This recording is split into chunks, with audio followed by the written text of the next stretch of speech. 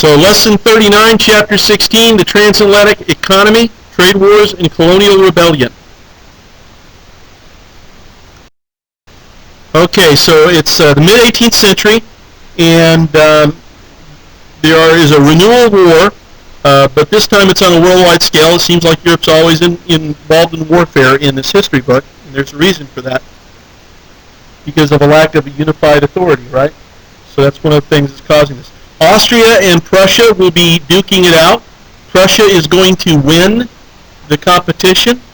Great Britain and France will be rivals, and Britain will be the winners. The expense, the cost of these wars will lead nations to change their tax and finance policy. This is kind of a similar kind of experience as what we saw with the 100 Years' War, causing France and Britain to change their financial systems in order to find a way to finance modern warfare, early modern warfare. Well, now they're all doing it, and they're all having to do it because it's getting even more expensive.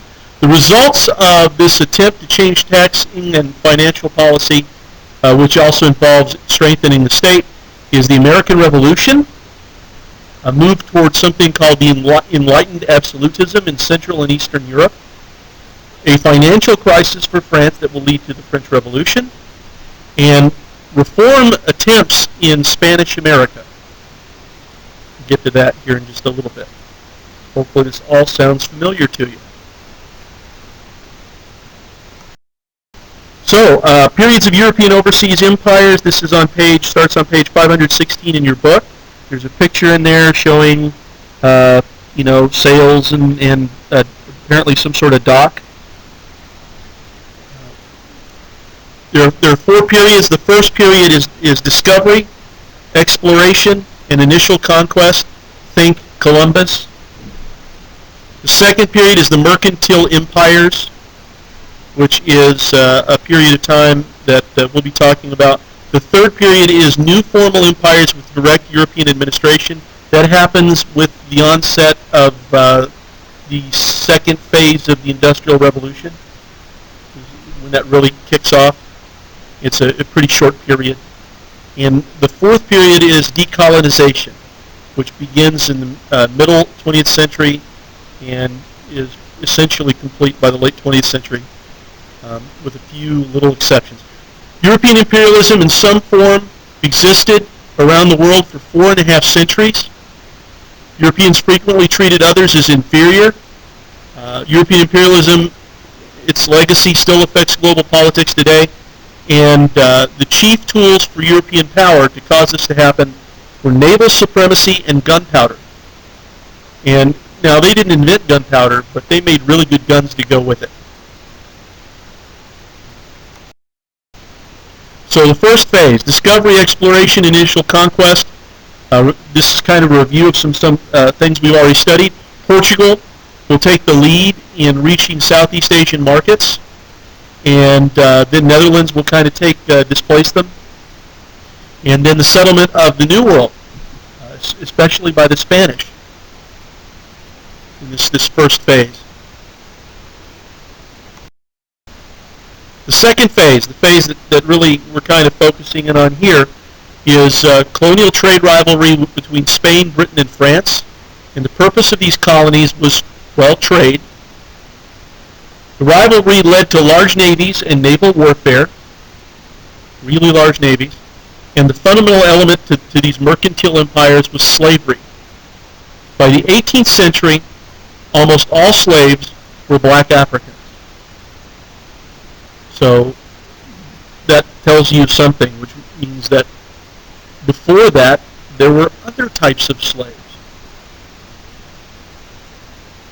And this forced migration of Africans to North and South America was on a scale that was unprecedented, which means it had never been seen before.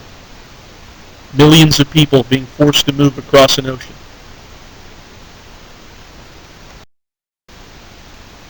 So there are 3 centuries of extensive involvement of Europeans and Africans in the slave trade, especially West Africa. Extensive African communities would be formed from Maryland to Brazil. And Atlantic societies that arose were a combination of European and African culture. And that's something that's sometimes hard for people to really kind of appreciate, because we tend to think of culture as being some sort of high-minded, literature and certain types of music, and then everything else is not culture. Well, pretty much anything is culture that people do. And we live in a culture that placed white things over black things for a long time.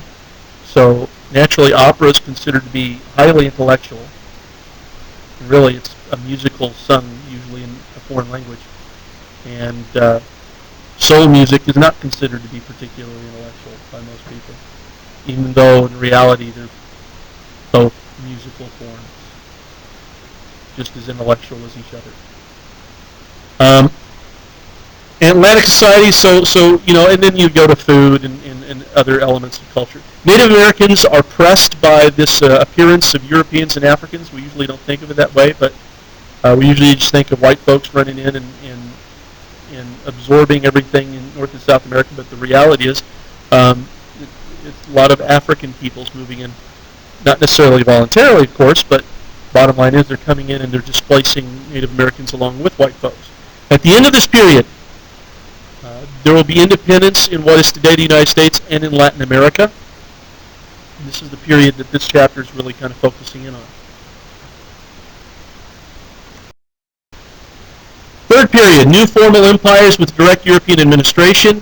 I like to call this industrial imperialism, is what I like to call it, but that hasn't caught on in textbooks because they haven't listened to me yet.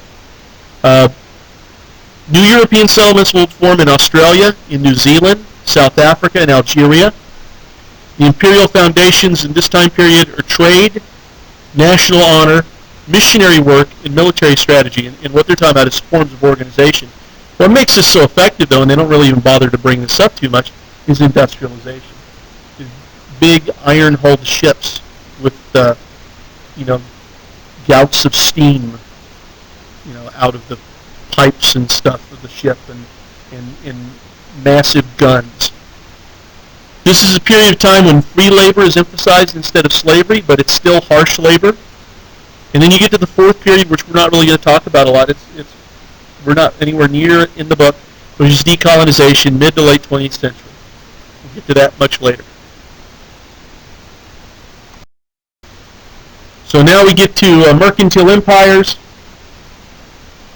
The Treaty of Utrecht in 1713 established boundaries for these empires that would hold steady for the first half of the 18th century, which would be basically 1713 to roughly 1750. Spain had South America, Florida, the southwest United States area, Mexico, Central America, and much of the Caribbean. Now there's a portion of South America they didn't have in these two bullets here. You can see Portugal had Brazil, and the Dutch had Dutch Guiana or Suriname. The Dutch also had Cape Colony, stations in West Africa, Sri Lanka, Bengal, and Java. And this had a lot to do with their sailing. As the book put it, they're daring and innovative. And unfortunately for them, the British will catch up to them in the sailing department pretty quickly. Britain had the North Atlantic seaboard, Nova Scotia, Newfoundland, and if you don't know what Nova Scotia and Newfoundland are, think like very eastern portions of Canada. Bermuda, Jamaica, Barbados, and they had stations in India. Now you get to the French, they had the St. Lawrence River Valley. That's the river that connects the Atlantic Ocean with the Great Lakes. If you don't know your geography too much, hopefully that'll help. There's no map in the book right there where it would be nice to have one. And I bet you know what the Ohio River Valleys and the Mississippi River Valleys are, though. And they also had Saint Domingue, which you know is the Dominican Republic in Haiti today. Guadalupe, Martinique, stations in India, and stations in West Africa.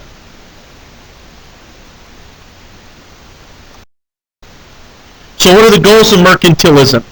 Mercantilism is an economic system in which governments regulate trade and commerce to increase national wealth with a focus on a favorable balance of trade in bullion. Bullion is gold and silver, basically. So what they want to do is they want to bring more gold and silver in than is leaving their country. And the way to do this is to have the best end of trade, and the techniques they use to do that we'll discuss in the next slide. This is all built off the idea that there are only so many resources in the world, and there's only so much that can be produced. All right, so one of the things that is going to hurt mercantilism as a popular view of things is the Industrial Revolution, which is going to greatly increase productivity, which is not something mercantilists had even considered possible. So the colonial system, part and parcel of this mercantile system. The economic well-being of the home country is the most important thing for the colonial system. The colonies exist to provide markets for goods produced in the home country. So the home country wants to sell its manufactured goods to its colonies, and they want to take natural resources from the colonies. So natural resources are things that are grown or dug out of the earth, something like that, not something you make. So lumber is a natural resource, chairs are not. Chairs are manufactured goods. All right? So the home country, their job for the colonies is to protect them and govern them, provide order, and they're supposed to have an exclusive trade relationship between the home country and colonies, a monopolistic trade relationship. That's the idea behind a mercantile colonial system. It's not really reality. It's the goal. They don't really ever quite get there. Mercantilism is not totally practical. Spain could not supply, for example, the Spanish colonies. Spain could not supply all the goods needed in its colonies. Its manufacturing base was not sophisticated enough. British North American colonies made their own stuff. Not all their own stuff, but made plenty of their own stuff, which challenged British manufacturing. All right, so and that's partly because of British salutary neglect. Remember that the British North American colonies were left alone because, for the most part, because they weren't that profitable, and so that also meant that they had enough independence they could start building their own home industries. Very key to understanding how the U.S. was able to become independent is because they had a more developed economy than simply a typical colonial economy sending food over in lumber. Colonies traded with each other, not just American colonies, U.S. colonies, but colonies from all around. American smugglers, they were involved in trade in the West Indies, also known as the Caribbean. And this is the golden age of smuggling. It's also the golden age of piracy. Smuggling and piracy kind of go hand in hand. And clashes between colonies could lead to wars, which is not good for the pocketbook of the home country. So the system didn't work exactly like it was supposed to. There was a French and British rivalry that we need to discuss, and that's on page 518. Colonial competition in the St. Lawrence Valley and the upper New England area, as well as the later Ohio River Valley, were the focus of some of this. There was a rivalry there over fur, the fur trade, over fishing, and their Native American alliances as they jockeyed around with each other. And if you want to understand that, maybe some of you are familiar with the deer hunter, the leather stocking tales, and that kind of is set in this French and British rivalry, this period of French and British rivalry. It's kind of interesting. The main rivalry for the French and the British, though, would be over the West Indies, where you were raising tobacco, cotton, indigo, coffee. And the reason it's in capital letters is because sugar is number one. That's the main reason it's very profitable. These goods are becoming part of European daily life. Sugar originally comes from India, and there wasn't a whole lot of it for a long time in Europe, but as more and more came in, sugar is apparently, and probably from personal experience, quite addictive. People like it a lot and want more of it. the rivalry over India between France and Britain would be through its companies, joint stock companies, the East India Company versus the Compagnie des Indes, which is the India Company in French. There you go. So Indian trade was marginal for both of these countries at this time, but it was seen as a step toward China. And the original European stations in India were just basically trading posts called factories.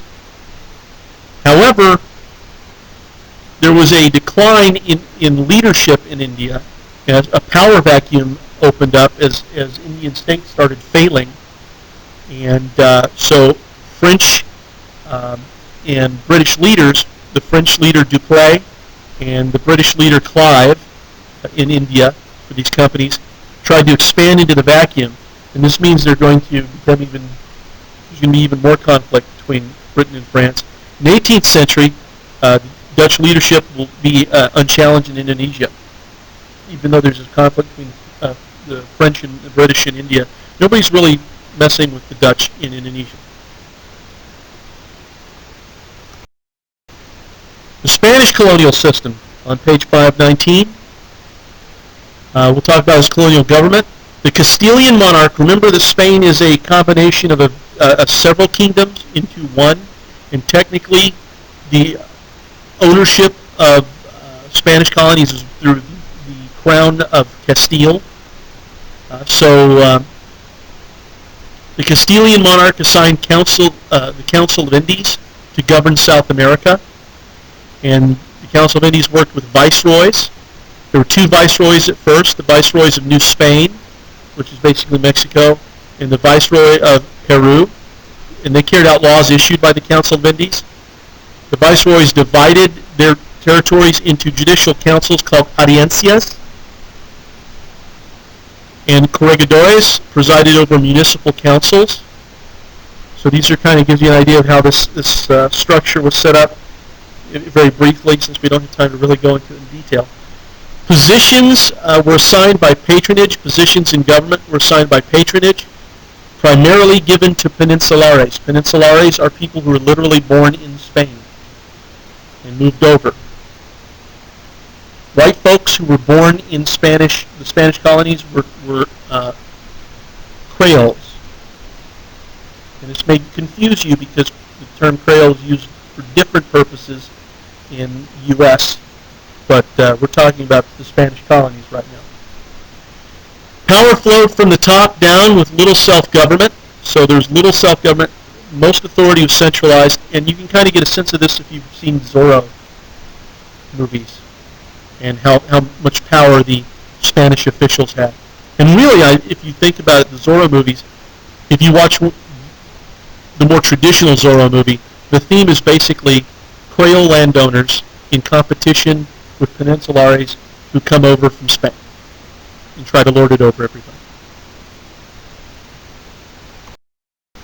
So trade regulation, how do they manage trade? The Casa de Contratación, the House of Trade in Seville, regulated all New World trade. It was the most influential institution in Spanish America because, remember, this is a colonial system. In the mercantile system, which means the colonies are about money, raising money. They worked with the Consulado, or the Merchant Guild of Seville, and Cadiz was the only port in Spain that could get American trade.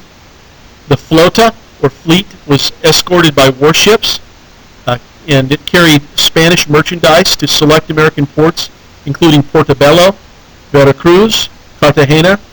None of these ports were along the Pacific coast. They were all along the Atlantic coast. They returned with silver and gold bullion after wintering in fortified Caribbean ports, and direct trade was prohibited between colonies, which, of course, since Spain couldn't really supply everything they needed, they got around that as best they could and smuggled some. Colonial reform under the Spanish Bourbon monarchs. Remember the Bourbon family that controlled the Kingdom of France for a long time? That Bourbon family is going to have a Spanish line that takes over in Spain. The War of Spanish Succession and the Treaty of Utrecht replaced Habsburgs with Bourbons in Spain. And the Bourbon reforms began with Philip V.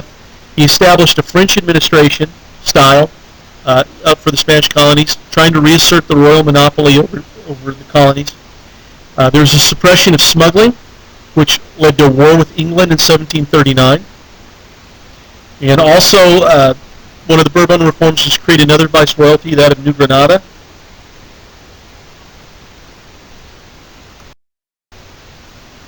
And then you get to the real Bourbon reformer, Charles III, who's going to do a lot more. He's going to emphasize his royal ministers over councils. In 1765, he will abolish the Seville-Cadiz monopolies, allowing other Spanish cities to trade. He will establish the viceroyalty of the Rio de la Plata, and he will introduce intendants, which are royal bureaucrats that were used in the French system. The Bourbon reforms will stimulate the economy, but here's the thing, it will increase the role of peninsulares, and Creoles will increasingly resent Spanish-centered trade, so it's going to create conflicts between white folks born in Spanish colonies and white folks